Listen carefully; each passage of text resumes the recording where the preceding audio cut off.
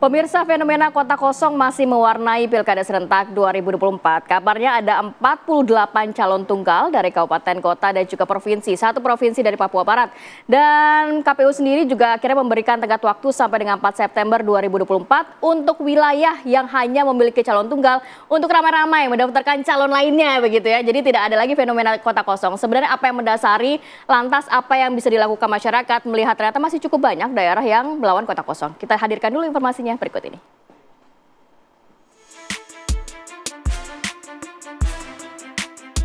Putusan Mahkamah Konstitusi mengenai ambang batas suara calon kepala daerah membuat perubahan peta politik di sejumlah daerah.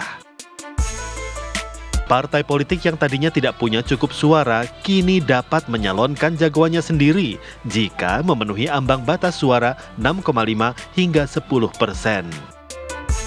Namun calon tunggal yang berpotensi melawan kotak kosong jumlahnya juga meningkat. Komisi Pemilihan Umum menyatakan terdapat 43 daerah yang hanya memiliki satu pasangan bakal calon kepala daerah. 43 wilayah tersebut terdiri dari satu provinsi, 37 kabupaten, dan 5 kota. Jumlah 43 bakal paslon tunggal ini meningkat dibandingkan jumlah calon tunggal pada pilkada terakhir pada 2020, yakni 25 calon tunggal. Namun secara persentase, angkanya menurun. Partai politik masih dapat bergeser koalisi dan menggeser dukungannya ke bakal paslon lain sepanjang memenuhi ambang batas atau threshold pencalonan wilayah masing-masing, sesuai dengan putusan Mahkamah Konstitusi. Lantas apa penyebab fenomena kotak kosong di Pilkada 2024? Tim TV One mengabarkan.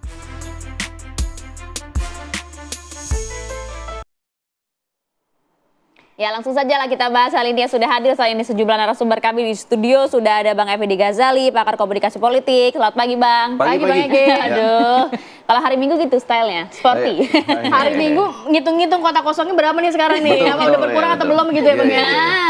Udah baca catatan juga soalnya. Juga ada Bang Ray Rangkuti, Direktur Lingkar Pagi. Assalamualaikum, Bang. Selamat pagi. Waalaikumsalam. Nah, kita bahas nih bagaimana di kota kosong di sejumlah daerah. Termasuk juga sudah hadir Komisioner KPU RI ada Bang Idam Holik. Selamat pagi, Bang Idam. Assalamualaikum. Selamat pagi, waalaikumsalam warahmatullahi wabarakatuh. Selamat pagi semuanya.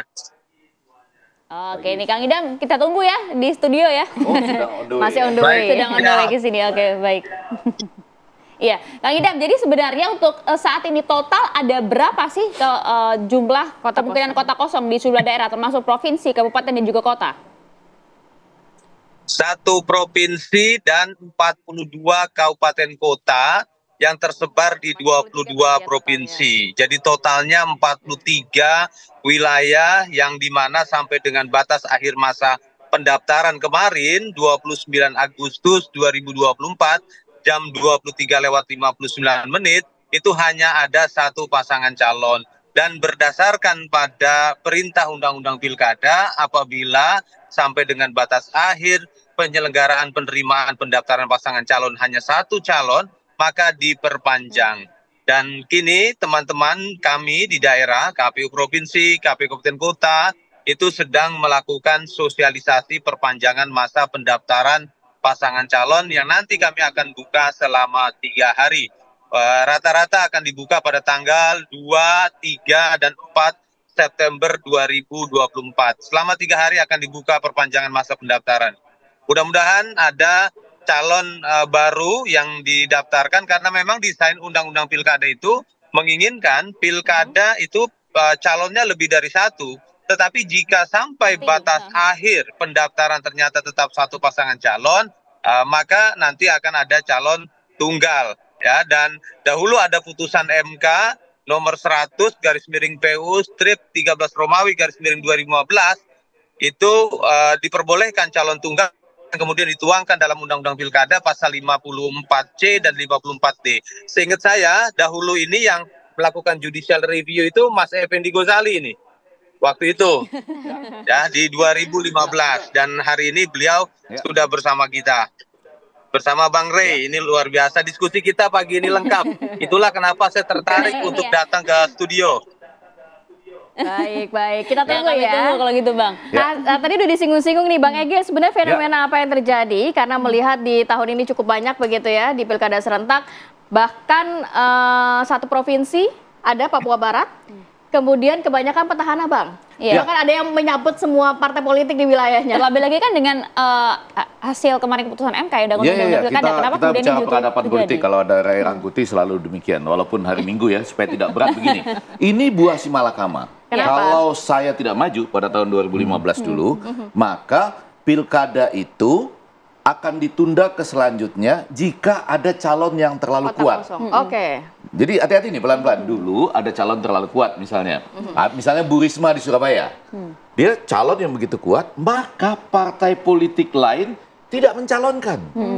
Sehingga akibatnya dia tidak punya lawan, lalu pilkada itu ditunda. Dulu pilkadanya nggak seperti sekarang. Jadi misalnya 2015, itu tidak ada lawan, maka dia tidak bisa maju untuk pilkada ditunda ke 2017.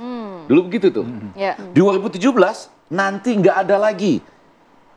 Partai politik tidak mengajukan lawan lagi, dia ditunda lagi ke 2018. Oke. Jadi ini si malakama, Kak. Dan bahkan waktu itu saya diskusi juga dengan Ray dan lain-lain, kita sampai marah betul karena gini. Mula-mula nggak diajukan partai politik sebagai lawan. Kemudian ada yang maju daftar. Sudah daftar nih, calon Terus? wali kotanya sudah tanda tangan. Calon wakil wali kotanya minta izin permisi ke toilet. Sesudah dari toilet dia kabur. mundur. Enggak, kabur beneran. Lalu ditanya, kenapa Anda kabur? Dia bilang, saya lupa minta izin sama ibu saya katanya. Jadi begitu rupa. Nah, pada bagian lain, kemudian terjadi fenomena ini pelan-pelan menjadi banyak. Jadi kalau datanya itu, di 2015 itu, jadi angkanya itu naik 3, kemudian menjadi 9 di 2017, 2018 16, dan di 2020 25. Nah sekarang di 2024 menjadi 43. Bahkan hampir 2 kali lipat. Kenapa itu bisa terjadi ya? Jadi kalau dulu sama aja. Kalau itu tidak dilakukan, pilkadanya ditunda Mundur, terus. ya. Nah, yang sekarang yang dilakukan sebaliknya. Tapi jangan lupa ya, tahapan kenapa orang bisa memiliki kota kosong itu macam-macam. Nggak daftar pertama. Ya. Lalu sesudah itu dari daftar sampai kampanye itu berhalangan tetap, gugur dan lain sebagainya. Dari kampanye sampai kemudian penetapan pemilihan suara itu juga berhalangan tetap.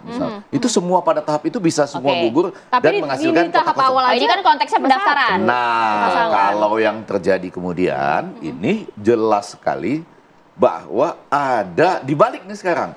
Kalau dulu ingin membebaskan, sekarang justru ingin menjajah. Kalau ada calon yang begitu kuat, mereka itu membeli semua suara sedemikian rupa supaya calon ini akhirnya nggak bisa dapat tiket. Iya. Nah, yang jadi persoalan kemudian dengan apa yang dilakukan oleh KPU ini, saya rasa nanti saatnya kita ke MK. Ini yang ditambah 3 hari ini, kok cuma buat partai politik? Kenapa nggak 3 hari juga ditambah buat Nah, mungkin nanti kita tanyakan ke KPU mungkin ya. Iya kan? Enggak, bukan. Iya, artinya kalau PKPU-nya berani atau KPU-nya berani, adil kan? Misalnya nih, di satu tempat, katakanlah di mana yang ada kota kosong, kemudian yang dibuka itu bukan cuma buat pasangan partai politik. Tapi independen juga. Independen juga bisa. Susah sekali, Pak. Nanti untuk memverifikasinya, masukin nik aja. Karena kan khawatirnya justru kemudian kalau kemudian dibukanya hanya untuk partai politik, sedangkan partai politik pasti berhitung dong ya kemungkinan untung dan juga ruginya. Memang niatnya kota kosong. Ini kalau keputusan MK kemarin tidak keluar ya yang terbaru ini, wih jumlah kota kosong lebih banyak lagi. Ya. Itu dia Bang, artinya 100 lebih loh ya diperkirakan. Hampir. Dan hati-hati, ini saya mau agak cepat mengatakan, jangan kita bilang bahwa ini seakan-akan hanya partai politik tertentu yang melawan kota kosong. Ya. Partai politik rata-rata juga ikut terlibat di beberapa kota kosong yang datanya kita punya sampai 43 ini. Nah, misalnya kita bilang, yang satu jadi ada upaya memang untuk kota kosong. Yang satu berteriak, kami melawan kota kosong. Enggak, di beberapa pilkada dia ikutan ini. Oke, coba ke Bang Rey. Bang Rey, kalau mencermati cukup banyak 43. Begitu kalau kita melihat ada Kabupaten Ngawi, Banyumas, Kota Surabaya, Trenggalek dan lain sebagainya. Kota Tarakan, mencermati kota penting loh. masing-masing daerah. Sebenarnya apakah memang karena waktunya yang terlalu mepet sehingga tidak ada tokoh-tokoh yang dapat dicalonkan, atau memang partai politik cenderung untuk bersama-sama ini? Kota Samarinda. Kalau Kota Samarinda. kota kosong ini kan dua faktor sebenarnya kan. Faktor pertama alami, yang kedua rekayasa. Yang alami tadi udah disebutkan oleh Bung Effendi Ghazali kan. Memang tokoh itu hampir udah nggak bisa dikejar. Daripada buang-buang dana macam-macam, jadi orang merapat ke situ aja semua. Itu alami. Seperti misalnya dialami oleh Ibu Risma dulu di Surabaya. Itu udah terlalu kuat tuh gitu. Akhirnya orang lebih banyak ke sana meskipun tetap ada saingannya Ibu Risma ya. Ini Surabaya juga seperti itu ya kabarnya ya? 18 partai politik yang... Iya, tapi saya belum lihat apakah karena faktornya memang terlalu kuat atau tidak, nggak tahu saya gitu. Tapi ada yang by rekayasa. Oh iya, Kota Surabaya. By rekayasa itu artinya memang itu bagian dari strategi pemenangan. Jadi salah satu cara untuk memenangkan kandidat ini adalah borong semua partai politiknya gitu. Nah kalau dilihat di fenomena 2024 ini, yang kedua ini menurut saya yang paling menonjol ketimbang by alami gitu ya. Yaitu ini bagian dari pemenangan dengan cara memborong banyak partai politik sehingga ia berhadapan-hadapan dengan kota kosong itu. Nah dari mana kita mengambil kesimpulan itu?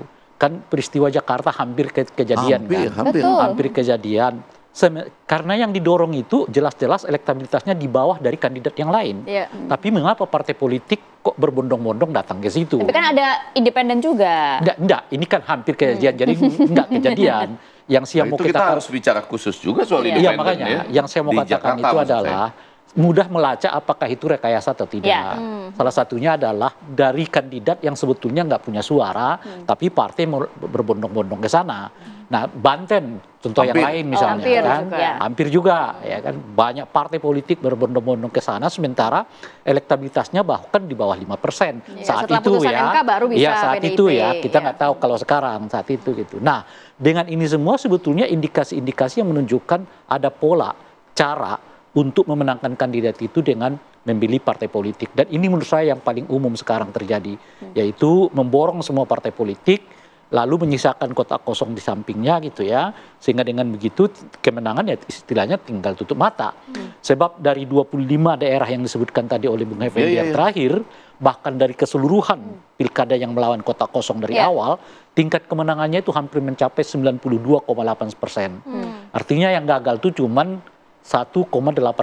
Itu yang terjadi di Makassar. Jadi hampir semua menang. Meskipun sudah dinaikkan loh persyaratan pemenangan. Persyaratan pemenangannya kan 50+1% kan. Tapi rata-rata di daerah di mana pasangannya tunggal alias lawan kotak kosong, kemenangannya umumnya di atas 60%. Itu dia. Ini hebat gitu. Nah, persoalan kita, kenapa orang berani untuk investasi memborong partai politik, ya kan? Pertama karena tingkat kemenangannya udah pasti. Yang kedua, menurut mereka biayanya jauh lebih murah dibanding harus dengan membeli suara orang nantinya ya, masyarakat. Ya. Nah dalam konteks inilah menurut saya peran Bawaslu amat sangat penting untuk memastikan bahwa pengumpulan partai politik di dalam satu pasangan itu dilakukan secara alami, bukan berdasarkan. Tapi sulit sekali dong itu Bang harusnya. Mestinya mudah. Itu asal mau Bawaslu untuk melakukannya. Karena pertanyaan logika sederhana saja. Bagaimana partai politik berbondong-bondong ke orang yang elektabilitasnya nomor 3, nomor 4. Nah, ini dia menarik untuk dibahas. Tapi usai jeda boleh ya Bang, kita bahas lagi bareng-bareng ya pemirsa. Tetap bersama kami di Apa Kabar Indonesia Pagi. Sembari nanti menunggu Bang Idam. Pak Idam.